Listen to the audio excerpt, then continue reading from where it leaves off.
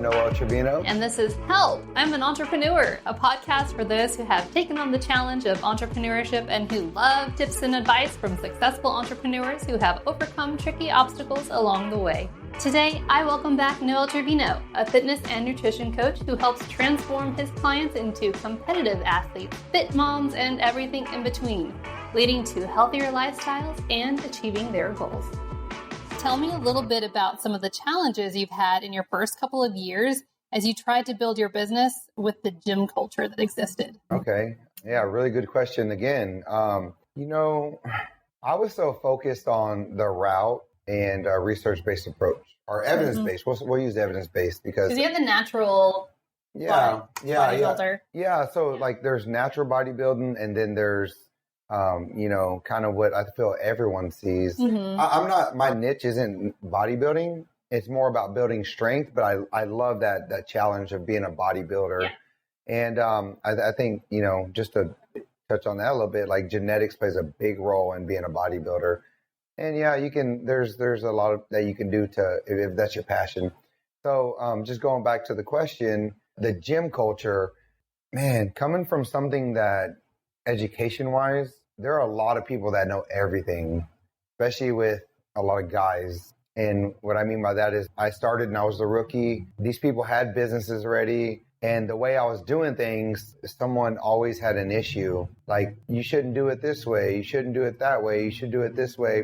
And being in a gym that's so saturated with personal trainers and the culture I was in, there were like, I'm going to use the name Big Bad Billy because it rhymes, right? There's that trainer, and it's like, I was never in competition with anyone. I was put my product out there, and the better product will win. That's the competition that's going to have. I'm not specifically any person.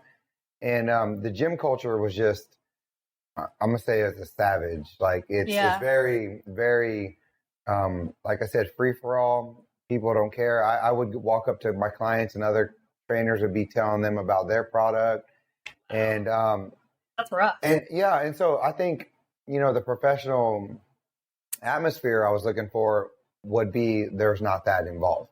Yeah. And so in gyms that you would see built up on their own based off of someone else's structure, they give you as much freedom as you want.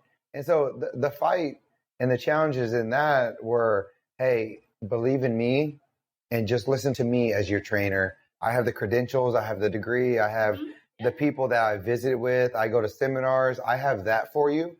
And I hope that you can trust me and not the people you see around. Because at one point at the gym I was at, there were about 30 to 40 trainers. And that's a lot. Yeah. And it was saturated and I was the little power lifter that was there. And in my mind, I was like, that's not just me. Like I do more than just that. I just know you're not educated. That's why you say that. Mm-hmm. And so the mindset was focus on the product, read the science, depend on Lane Norton, PhD in nutritional science, because it's not me doing the research, it's him. Barbell medicine, medical doctors that lift heavy, they're saying this. So if I could relay a message, hopefully you would believe me that I'm taking the truth of these people.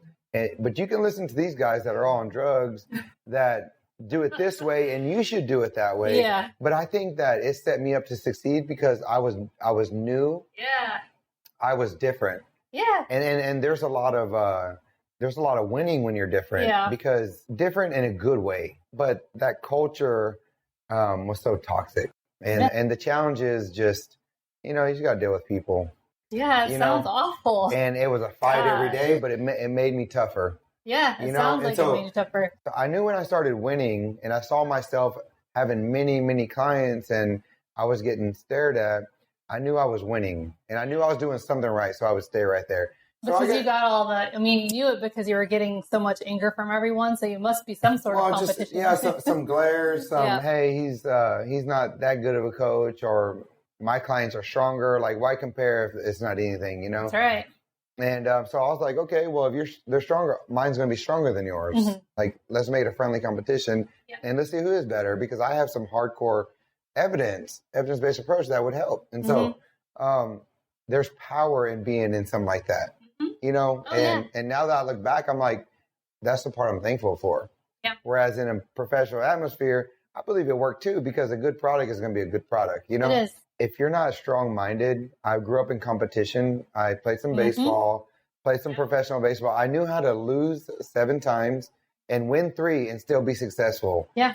So if you don't have a mindset like that and you lose a lot, I believe a lot of people go under. And I saw a lot of trainers like quit. Mm-hmm. And so Mind over matter, right? yeah, and you really have to have some belief in yourself and belief in the product, belief in the route that you're preaching out there. And if you have that, then the hard work's going to pay off.